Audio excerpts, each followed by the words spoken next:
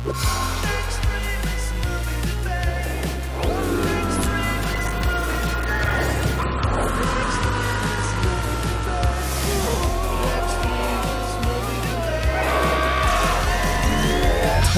it. It's the extremist movie debate. And tonight we're talking 2007's Norbit. That movie's 10 years old. I'm Joe. I'm Ethan. One of us is going to love it. One of us is going to hate it. Let the coin decide their fate. Thanks for the request, Sam. I hate it. I love it. It seems like it came out last year. How are you doing? It's just so prevalent in our culture. Are there going to be spoilers for this episode? How are you doing? There's spoilers ahead. All right, and this film currently holds a 9% on Rotten Tomatoes. He doesn't say bitch every time. She says bitch every time. No, All right, a 9%. Joe, how are you doing? Joe, since I am bitch. You're going to die, bitch. She's basically Cartman. Scientifically proven. should we just skip the questions and just go do? No, let's do it. Let's do it. Do impressions the whole time. I'm ready. All right, Joe, this comes for you. This comes to you. This comes at you. This is from Brian Tellerico of UGO.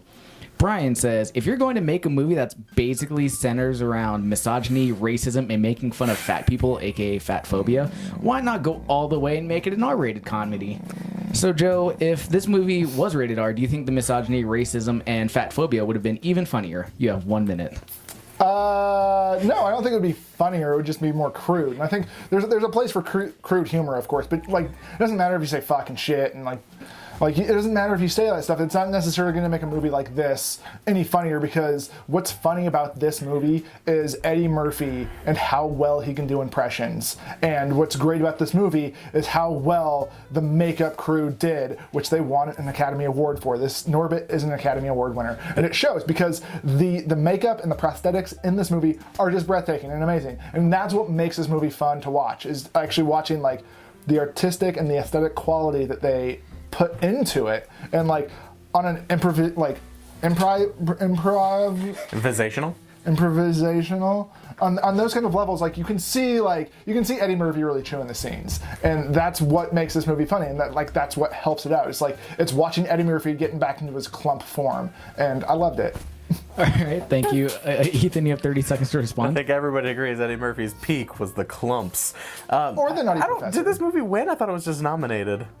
Oh, all right. Well, good for it. That's fine. And the makeup, great, wonderful, whatever. Not whatever. Academy Award winner. Let's talk about Eddie Murphy's impressions, because his impressions are actually just original characters, and those original characters are one note. One of them is also super racist. The other one is super, what is it, fat phobic? What is the word that guy used? Well, he says making fun of fat people. Yeah, so okay. I just gave a word to it. Ethan's out of time. Yeah, but you keep interrupting, so I'm going to give him 10 more minutes.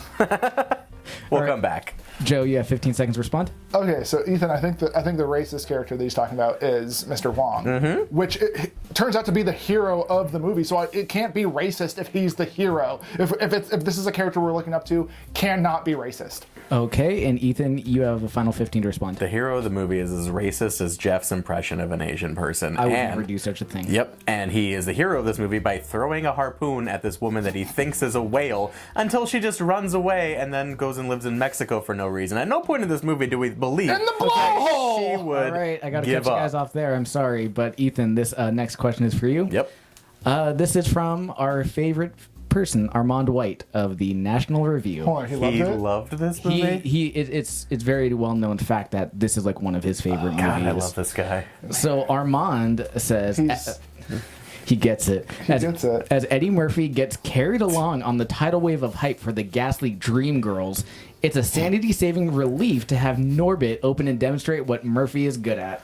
So how does Norbit compare to, movies where he plays dual roles like Nutty Professor 2, The Clumps, or like Meet Dave? You have 1 minute. Okay, it's back to what I said, is he's essentially playing original characters, but they're completely one note. Even the Nutty Professor, granted, Jerry Lewis may rest, today, shit, guys. But, those are characters that actually had some nuance and had, multiple levels. This guy is essentially a milquetoast guy and a big fat woman who likes to yell bitch over and over again, and a very, very racist racist Asian man for no reason. It could have been anybody. It could have been anybody. It does not have to be an orphanage above a Chinese shop, but it is. It's not funny. Speaking of, why are there two pimps in this movie? Just so they can put Cat Williams in there and have him not feel so lonely, so you put Eddie Griffin next to him? Those people are never explained. Why are there big bully construction workers in this movie? The only, like, grounded people in this are Tandy Newton and, what's his dick?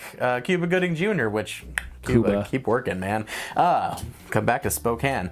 But... at no point in this movie do you actually believe that there is anything going on with any of these characters beyond just terrible, awful stereotypes milking those jokes. Joe, you have 30 seconds to respond. So, everything, this is a finely tuned, well-oiled machine. And all of the characters and all of the parts are working in tandem, and it's getting to the end. This is a really well-plotted movie. So Cuba Gooding Jr. has to work with the brothers, the construction brothers, who are essentially squeezing the whole town for their own benefits. They are working, because that's the whole point of the movie, is Tandy Newton is buying an orphanage, but they want to make it into a titty bar called Nippolopolis, which is hilarious. It's all working together. All right, Ethan, you have 15 seconds to respond. Hey, it's either hilarious or very sexist. I mean, I guess I'm going to go ahead and say that you said it was also hilarious because it was sexist, and you think that sexism is funny. You also think that fat shaming is funny. You also think that racial slurs are funny. You also think that it's great. Okay, Ethan, you don't have to insult Joe. Joe, you have a final 15 to respond. No, I mean, this movie is just, it's a sitcom, basically. It's a situational comedy, and you're seeing these characters put into certain circumstances, and that how they react to that is what's funny, and it's how Eddie Murphy allows his characters to react to those scenarios. Okay, thank you. You guys have 4 minutes to discuss and go. What does the Nutty Professor do that this movie does not? And what do you mean, when you say original characters, you just mean characters that Eddie Murphy made up? Because it has moments where even though he's he made up ashamed the of the clumps, person that he is. He made up the clumps, but okay, those aren't original characters. I'm not talking about no, what do you mean? What do you family. Mean? I'm talking about what do you his mean character. by original characters? I'm talking about his character of the 90%. That's these are characters that he made up within Norbit. Okay, but he made They're not up the based clumps. on anything. So I'm just saying that there's no reason. There's no reason he's not doing an impression of Robert De Niro when he's playing an Asian person throwing harpoons at fat people.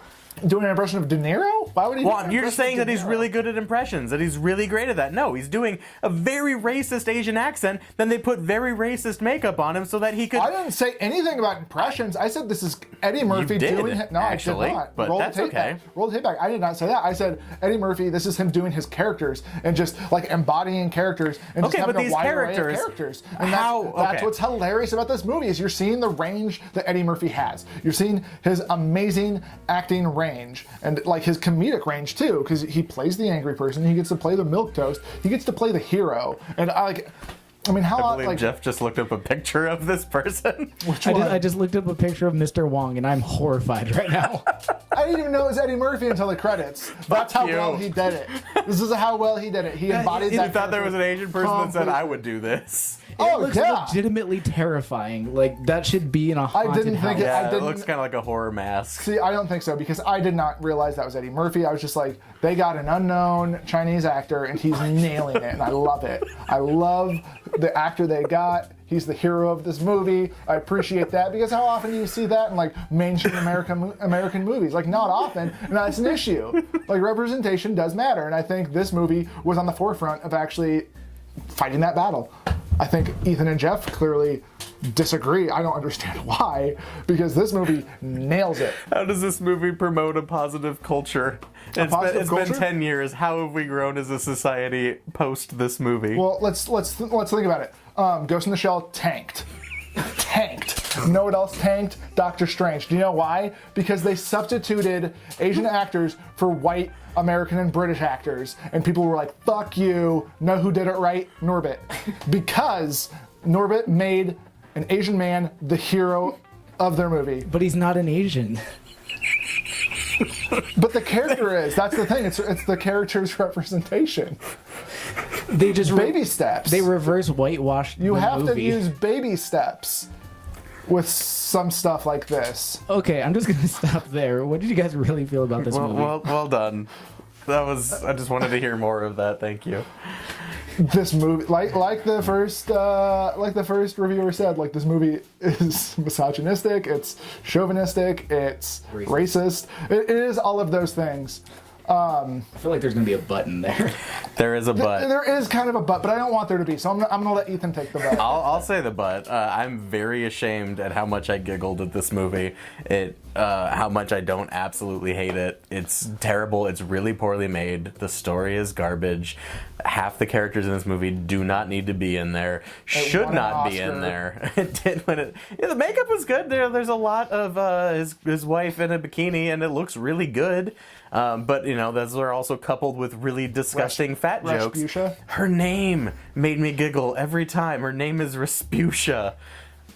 It's just, God damn it! I was so pissed at myself that I'm like, I'm smiling at this. No, this is awful, and it's not like everything is absolutely in there. There's absolutely all these criticisms are super valid, but I kind of watch it with the mindset of like, they're not, most of the characters in this movie aren't like hating on this person. She's not the antagonist because she's so heavy, because she's so, like, they're hating on her because she's an awful human and because she is controlling him. I mean, it's essentially just, you take away all of this other terrible bullshit that weighs the movie down, and it's a movie about an abusive relationship and how this one guy with no courage deals with that, and that can carry it through, and that can make you kind of giggle at their interactions together.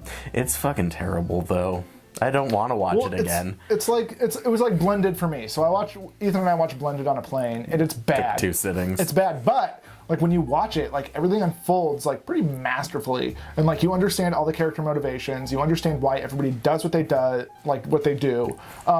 And there are like, you know, where the jokes are hitting and landing, and like the timing of it's pretty like well done. Even if you're not laughing at it, you're like, that was a pretty well timed joke that I'm not laughing at. So like I think usually it's because like the construction of it is so off. Yeah, but I think the thing with Norbit, it's similar. Like I'm watching, I'm just like, Eddie Murphy knows what he's doing. Like Eddie Murphy knows how to deliver a joke, and like the timing's pretty good. Like even when I'm not laughing every time, like I can understand that like they timed the jokes pretty well. But it's just like the content of the movie.